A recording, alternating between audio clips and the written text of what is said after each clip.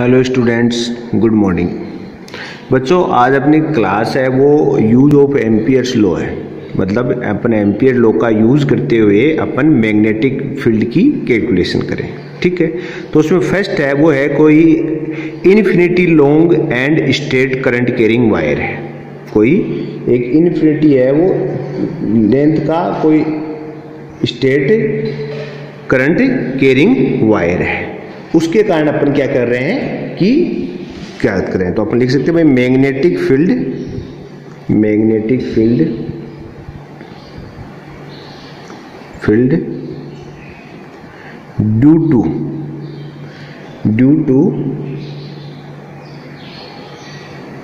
Due to infinity long straight current carrying wire के।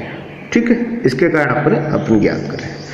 अब आप भी जानते हो, जब आपको जैसे उसमें अपन ने गाउस में ज्ञात किया ना, अनंत रेखीय लंबाई के चालक तार के कारण विद्युत क्षेत्र ज्ञात कर रहे थे, यहाँ पर किसके के कारण क्या कर रहे हैं, चुंबकीय क्षेत्र का।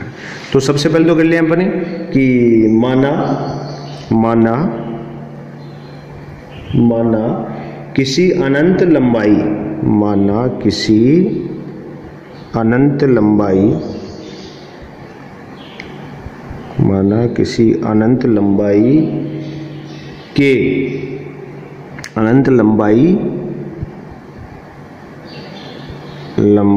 के सीधे धारावाही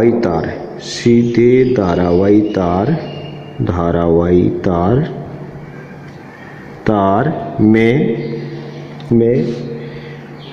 I मान की धारा प्रवाहित हो रही है।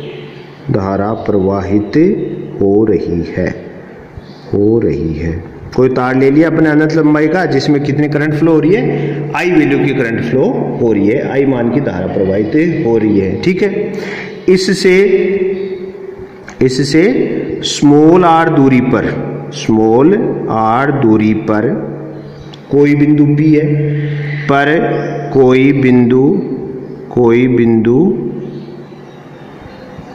P है जहां पर बिंदु P है, जहां पर क्या ज्ञात करना है, चुंबकीय क्षेत्र के मान की गणना करनी है। जहां पर चुंबकीय क्षेत्र के मान की गणना करनी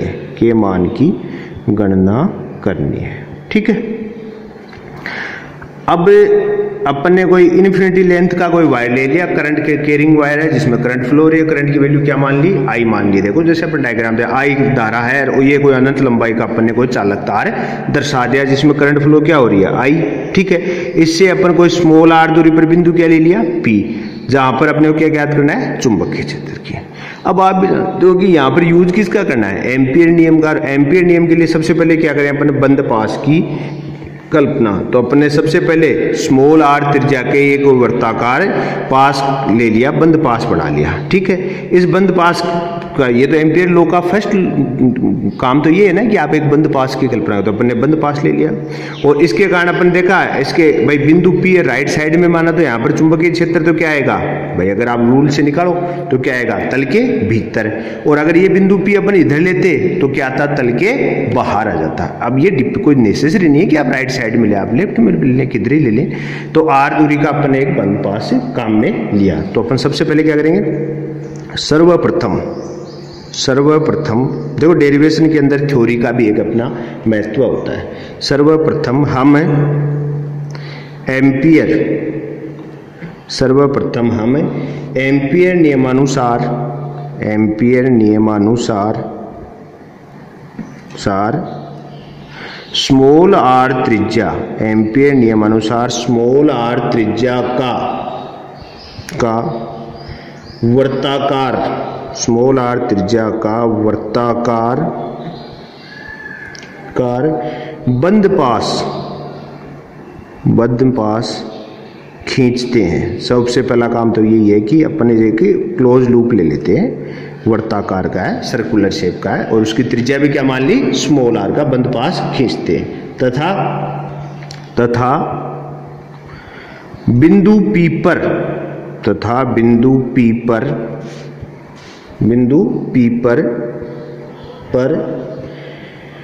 तथा बिंदु P पर एक dl, बिंदु P पर एक dl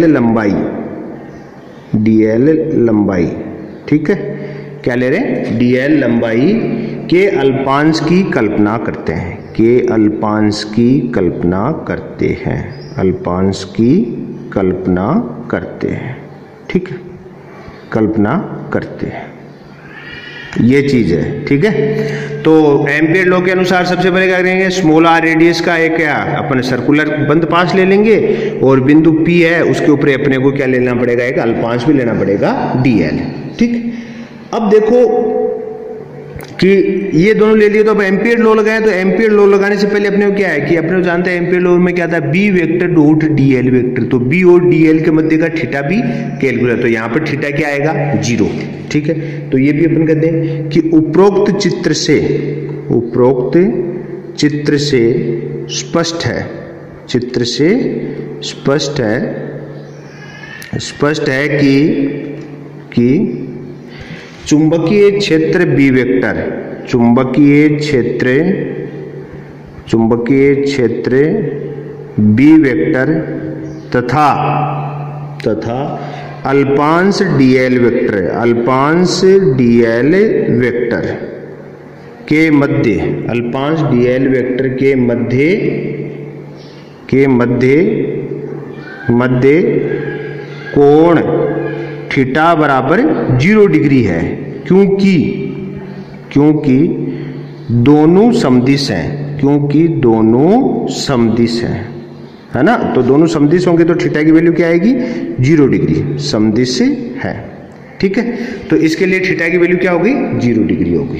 अब देखो अपन एम्पियर लॉ लगा दें, तो अपन गए एम्पियर नियम से, तो एम्पियर नियम अपन अप्लाई कर दें, तो एम्पियर नियम से तो क्या होगा, रेखीय समाकलन B vector dot D L vector is equal to mu naught sum of I, ये एम्पियर लॉ अपने अप्लाई कर दिया, ठीक है। इसको व्यापक रूप में लिखेंगे तो क्या लिखेंगे, B D L cos theta is equal to mu naught sum of I, theta is equal to क्या है, 0 डिग्री, ठीक है।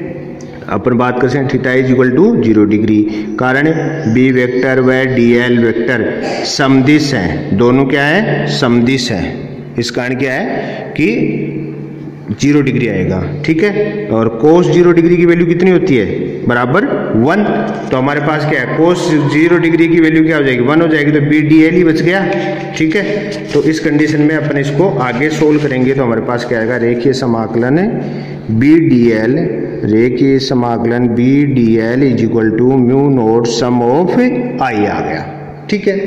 अब इसमें परिबद्ध टोटल करंट को क्या ले लें, टोटल करंट क्या होगी, टोटल करंट भी क्या आएगी, आई, तो अपन कह सकते हैं sum of I is equal to परिबद्ध करंट क्या मान ली, आई, इसके अंदर परिबद्ध धारा क्या मान ली, आई, ठीक है।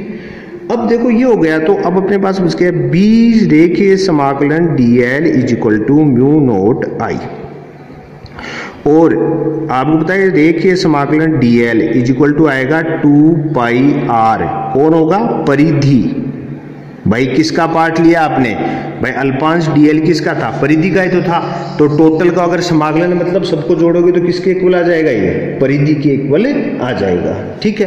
तो अपने पास आ जाएगा b इंटू 2 पाई r, ठीक है, is equal to mu naught I, ठीक है। तो b is into 2 pi R is equal to mu naught I आ गया। अब क्या करना है अपने को, चुंबकीय क्षेत्र का मान क्या करना है, बी बराबर 2 पाई आर को किस में भेज देंगे, डिवाइड में, है कि नहीं है। क्षेत्र क्या बन गया, B is equal to mu naught I upon 2 pi R, ठीक है।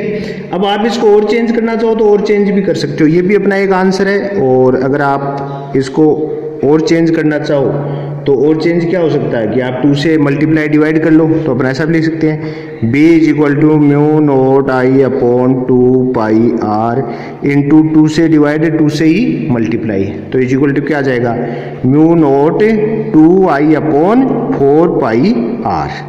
ऐसा भी कर सकते हो, अगर आपको नेसेसरी हो, कोई आवश्यकता, तो अपन इसको ऐसा भी लिख सकते हैं, ठीक है। अब देखो एक चीज और कि अभी अपने बताया कि हम जानते हैं भाई, अपन ने आपको उसमें मैंने बताया था एम्पियर लॉ वाले के अंदर क्या कि B इज इक्वल टू क्या होता है, mu naught H, B is equal to क्या लिखते हैं, mu naught H, vector representation करें तो उनके ऊपर ऐड है, तो बी की जगह अपन ये भी लिख सकते हैं, ठीक है। तो अगर अपन यहां पर है B is equal to mu naught H होता है, ठीक है। अतः यदि हम तुलना करें कि इस फॉर्मूले को लेकर तुलना करें तो देखो क्या है, b बराबर आपके पास क्या है, mu naught I upon 2 pi R, पहली बात। और दूसरा क्या है, b बराबर म्यू नोट h। तो यहां से अगर अपन तुलना करें तो h इज इक्वल टू क्या आना चाहिए, h इज इक्वल टू क्या आना चाहिए, 1 अपॉन 2 पाई आर, क्या आना चाहिए, 1 अपॉन 2 पाई आर। देखो आई अपॉन ये 2 पाई आर आएगा। भाई देखो यहाँ पर क्या है, b बराबर म्यू नोट एच, तो इसमें है तो म्यू नोट तो अपने एच की जगह पर क्या आ गया, अर्थात h इज इक्वल टू क्या आना चाहिए, आई अपॉन 2 पाई आर। ये वैसे कोई अर्थ नहीं है, लेकिन मैं आपको एक कंपैरिजन करके बता रहा हूं कि अगर आप तुलना करो तो ऐसा आ सकता है। तो अपने अनंत लंबाई के धारा रेखीय चालक तार के चुंबकीय क्षेत्र प्राप्त हो गया, ये अपना चुंबकीय क्षेत्र की वैल्यू प्राप्त हो गई, पहली बात। ये तो मैंने आपको 4 की अगर 2 से मल्टीप्लाई और डिवाइड करोगे 4 की टर्म में लिखा दिया, mu naught 2i upon 4 pi R भी हो सकता है, क्योंकि उससे क्या होता है भाई, म्यू नोट अपॉन 4 पाई अपने कोस्टेंट होता है 10⁻⁻⁷ याद हो तो, जिसके अंदर बताया था बायो सावर्ट। तो उस कंडीशन में अगर आप कन्वर्ट करना चाहें तो ठीक है। तो अपने को क्या क्या मिला, फर्स्ट है be directly proportional I, be directly proportional I, first बात, ठीक है। मतलब चुंबकीय क्षेत्र का मान धारा के समानुपाती होता है, धारा के समानुपाती होता है, ठीक है। एक चीज तो हमें ये प्राप्त हुई। सेकेंडरी आर के क्या हो गया, व्युत्क्रमानुपाती, तो अपन लिख सकते हैं बी इनवर्सली प्रोपोर्शनल आर, मतलब चुंबकीय क्षेत्र दूरी के व्युत्क्रमानुपाती, चुंबकीय क्षेत्र दूरी के व्युत्क्रमानुपाती होता है, ठीक है, होता है। अगर आप ग्राफ खींच के देखना चाहो तो आप ग्राफ देख सकते हो, बी और आई में खींचो आप, ये लो, इधर मान लो इस पर ले लिया अपन ने आई और इधर क्या ले लिया बी। अगर आप बी और आई में खींचोगे तो ग्राफ क्या आएगा, स्ट्रेट लाइन, और बी और आर में खींचोगे क्या आएगा, ग्राफ आएगा एकदम डाउन टू अर्थ आएगा। बी ले लिया और इधर क्या ले लिया, आर ले लिया, तो ग्राफ आपका ऐसे आएगा। जैसे जैसे आर बढ़ेगी वैसे वैसे क्या होगा, आपका चुंबकीय क्षेत्र की वैल्यू घटेगी, ठीक है। तो ये चीज है। और अगर वही चीज है बी और 1/r में खींचना मिल जाए आपको, भाई कई बार क्या होता है आपको कंफ्यूजन करने के लिए कहते हैं बी और 1/r में खींचो, तो वो वापस क्या बन जाएगा, स्ट्रेट लाइन बन जाएगा। तो ये अपना था एम्पियर लॉ की सहायता से अनंत लंबाई के किसी धारावाही चालक तार के कारण चुंबकीय क्षेत्र। करना कुछ नहीं था, आपको एक छोटा सा काम है। क्या, सबसे पहले आपको एक जिस बिंदु पर आप ज्ञात करें उस बिंदु तक अपने स्मॉल आर रेडियस का एक क्लोज लूप ले लिया, एम्पियर पास ले लिया, ठीक है। फिर अपने क्या हुआ, उस पर एम्पियर नियम लगा दिया। एम्पियर नियम लगा दिया तो क्या हुआ कि रेखीय समाकलन B vector dot D L mu naught sum of I. अब इसमें प्रवाहित धारा तो अपने आई मानी हुई है, तो इसकी वैल्यू तो क्या आ जाएगी, आई। बी चुंबकीय, इन दोनों के बीच का कोण की वैल्यू क्या है, 0 डिग्री, क्योंकि चुंबकीय क्षेत्र और आपकी जो अल्पांश लिया है उन दोनों क्या है, समदिश है। अब इससे रिजल्ट क्या आया, इसमें अपने को कोई मतलब बहुत इजी है। आपके बायो सावर्ट में तो ज्यादा जोर आता है, इसमें तो बहुत इजी है, ठीक है। अपन रख दिया। अब आप भी जानते हो कि चुंबकीय क्षेत्र तो बाहर आ जाएगा, समाकलन किसका होगा, डीएल का। और डीएल का समाकलन कैसा होगा कि अल्पांश किसका लिया है, एम्पियर पास का, और एम्पियर पास किस टाइप का है, वर्ताकार। तो टोटल लंबाई किसके इक्वल होगी, उसकी परिधि के, तो अपने 2 पाई आर रख दिया, ठीक है, रख दिया। ये आपका आंसर आ गया। वैसे इतना अक्स है, यहाँ से क्लियर है चुंबकीय क्षेत्र आई पर डायरेक्टली डिपेंड कर रहा है और इस पर आर पर इनवर्सली डिपेंड कर रहा है। ठीक है, अब देखो अपने इससे पहले वाली क्लास में आपको एक क्वेश्चन दिया था, क्वेश्चन बिल्कुल आपको आपके पढ़ाए हुए उसी पोर्शन में से था, अगर थोड़ा सा ध्यान दिया हो। मैंने पूछा था आदर्श वोल्टमीटर और आदर्श एमीटर के लिए प्रतिरोध होना चाहिए, तो आदर्श वोल्टमीटर के लिए प्रतिरोध होना चाहिए अनंत, मैंने बताया हुआ है मेरा, और आदर्श एमीटर के लिए प्रतिरोध क्या होना चाहिए, शून्य होना चाहिए। तो आपका ऑप्शन क्या हो जाएगा, बी। ठीक है, आज का क्वेश्चन है वो है कि गलती से एक आदर्श वोल्टमीटर, आज का क्वेश्चन है गलती से एक आदर्श वोल्टमीटर समांतर क्रम में लगाने की बजाय परिपथ के श्रेणी क्रम में लगा दिया। आपने क्या किया कि पैरेलल जोड़ना होता है, आपको पता है हमेशा क्या होता है कि वोल्टमीटर किस कैसे कनेक्ट होता है, पैरेलल की जगह आप क्या कर रहे हैं उसको सीरीज में कनेक्ट कर दिया। तो क्या होगा, फर्स्ट अधिकतम विक्षेप देगा, सेकंड नष्ट हो जाएगा, थर्ड सूक्ष्म विक्षेप देगा, फोर्थ की का विक्षेप उस विक्षेप के बराबर ही रहेगा, मतलब कोई विक्षेप में कोई फर्क नहीं आएगा। चारों में जो भी आंसर राइट हो उसको आप कमेंट के रूप में बताएं। आज के लिए इतना ही, थैंक्स।